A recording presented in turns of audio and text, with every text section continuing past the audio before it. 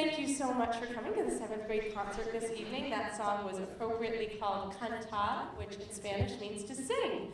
So we hope you enjoyed the first number. We want to thank Mr. Albro for joining us on the percussion. And we have Mrs. Fortin on piano and our very talented son, Tim Fortin, on bass with us tonight. So thank you so much for joining us on that. We have a variety of pieces this evening.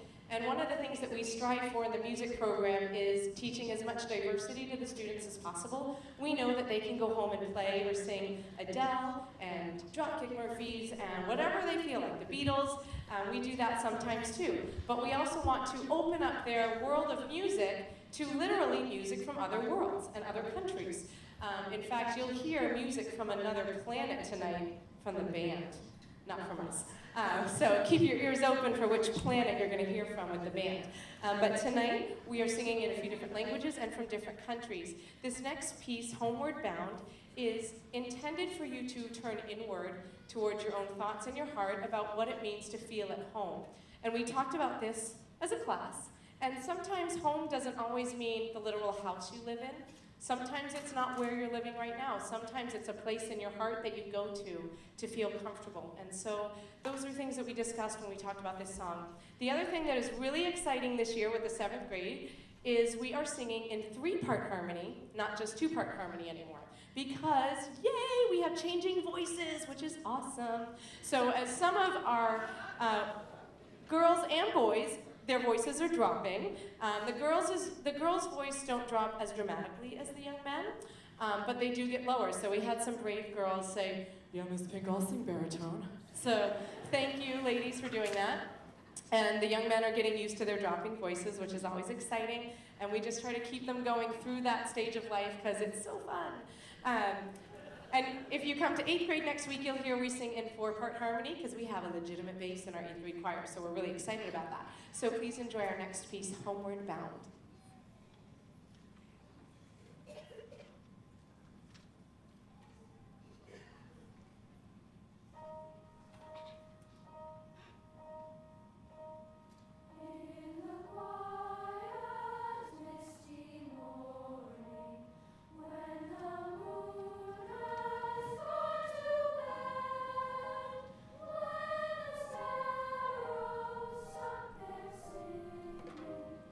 And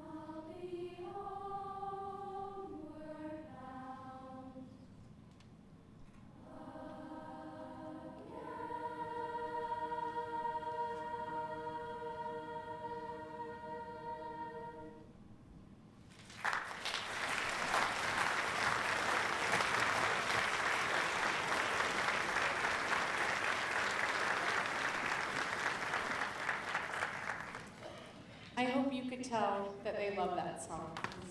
Most kids don't like slow-moving songs, but they really gravitated towards this piece. And it's really important for musicians to learn how to sing and play, talking to everyone, both strong and loud, but also soft and legato, which means smooth and connected. That's what makes us well-rounded musicians, not just singers, not just players, but musicians. Our next piece is going to take you back to the jazz era of Duke Ellington, and we would like to welcome our instrumentalists again, as well as we will have a scat soloist. Is there anyone in here who knows what scat soloing is in jazz music? Go for it.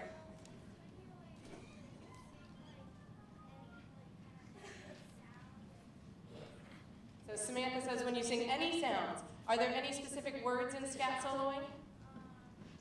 No, it's just nonsense syllables. And in the jazz era, they would use these kind of syllables to just have a vocal conversation with each other. So you're going to hear us have vocal scat conversations with each other tonight, and we'll also be featuring Riel Smith on scat soloing, as well as Mrs. Fortin and Mr. Fortin. Young Mr. Fortin, sorry. He doesn't want to be confused with his dad. So. This is Duke's Place.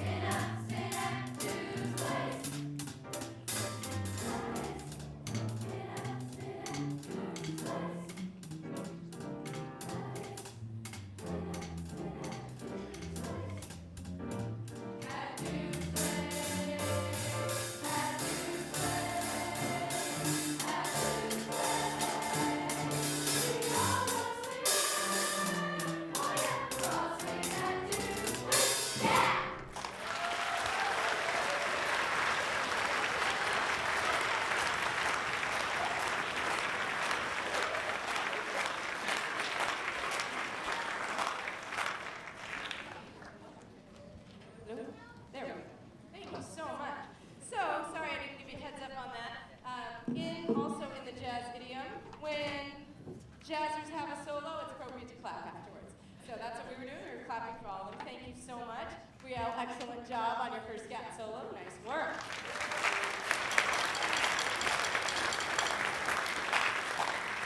All right.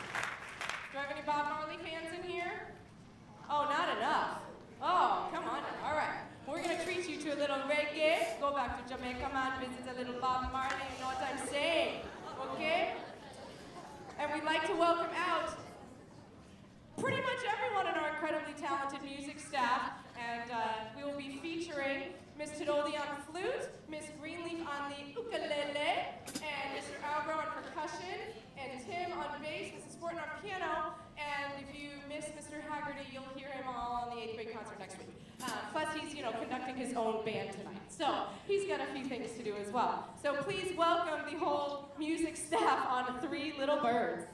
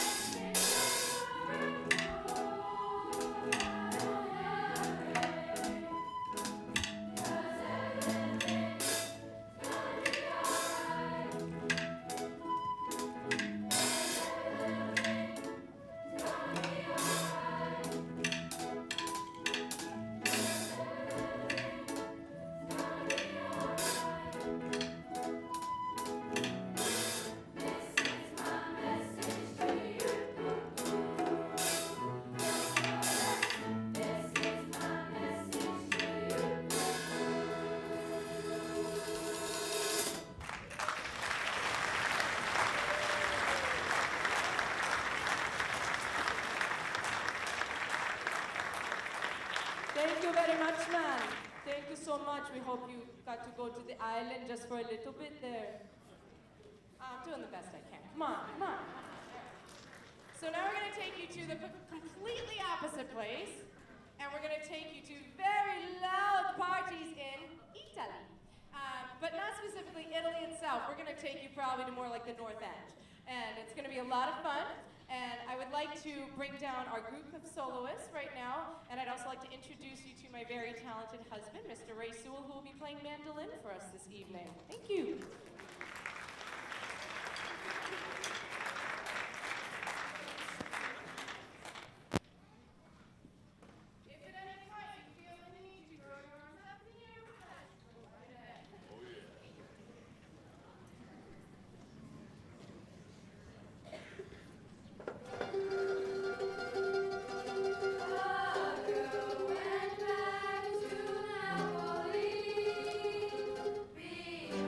She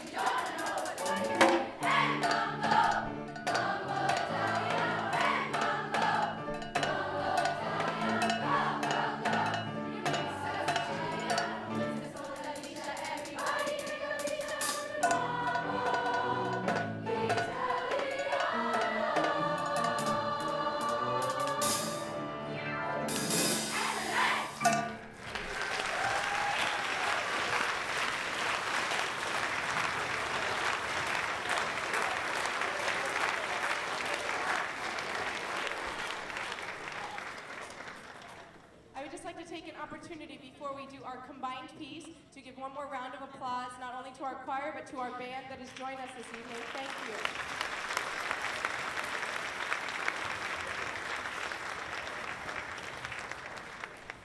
So as many of you know, we really like to combine ourselves when we can, and we felt that this piece, Viva la Vida, was written for orchestras and voices, and we said, why not? So we are going to present that to you this evening. I want to extend a hand of gratitude and thanks and appreciation to all of you for being here this evening, for supporting your students, your children, your friends, your family, whoever they are up here. Thank you for being here for them. Thank you for letting them sing and play around your house and make great noises and learning noises, and we appreciate you letting them do that at home. This 7th grade has worked so hard. We have come so far together, and we're really appreciative of the staff that we have here, our administration. Mrs. Abrams is here tonight. Thank you for supporting us in letting this program flourish. We also want to thank Foxboro Cable Access for the countless hours they spend on videotaping us and editing the videos and then letting us use them and view them. So please, a round of applause for all of those people I just mentioned. Thank you.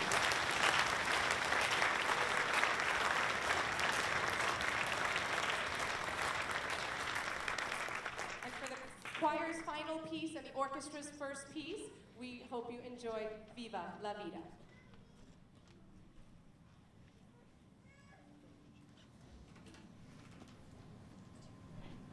Thank you.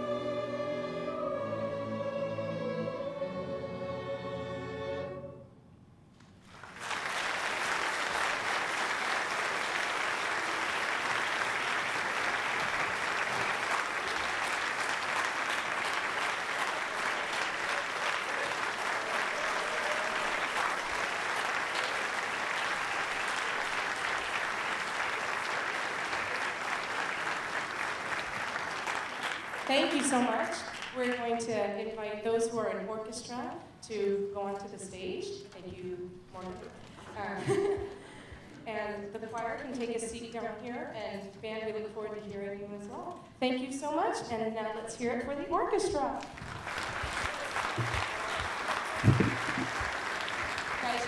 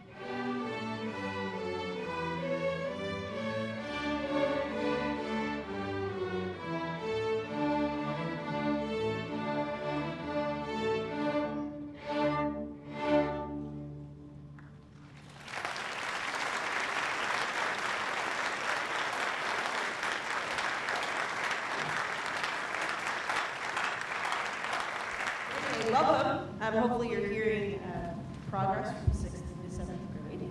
Just a few things to listen for. As we're playing through these pieces, each instrument part is getting more independent lines. We're hearing like less instrument levels playing in unison. So we're really learning and playing keys, and you're going to hear this with the band as well. We're going to play different styles. We're increasing our technique. We've learned how to shift. We moved on to our more advanced method book this year in 7th grade. So we're really building on all of those skill sets here in 7th grade. And that's where we are. And again, we'll see you again for our string families on February 9th, which is our string fest concert, where you're going to get that overview of everything we do in the orchestra in grades 5 and 12.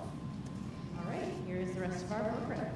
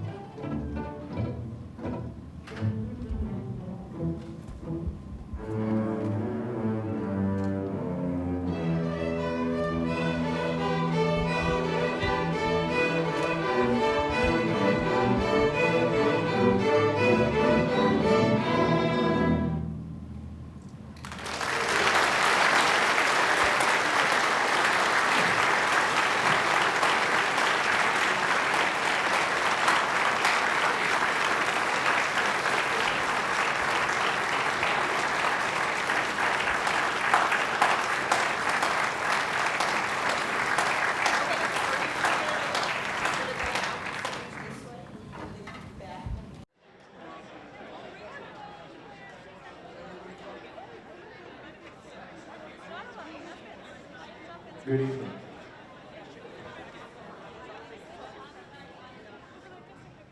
I think they did that pretty well. We never rehearsed that, so that was interesting. You've heard other conductors talk about the improvements and whatnot. I hope you're hearing all of that. From our point of view, I think they sound pretty grown up. We have been working on chromatic scales, we've been playing all 12 keys, we've played all 12 minor scales, we've done arpeggios. I'm going to talk to you about what they need to be doing next, so that you know what they're doing. But the biggest thing that I think I've heard with all of these groups is they're learning to listen and trust their ears to tell them what's going on. And the other thing is they have this stuff called music that's on the stand. But we're trying to get it off of the stand and through their instrument and their heart to you to tell stories. And I think you heard the chorus tell very wonderful stories, and the orchestra told some wonderful stories, and we're going to try and do the same thing for you. So the first song we're going to do is called March Chromatica.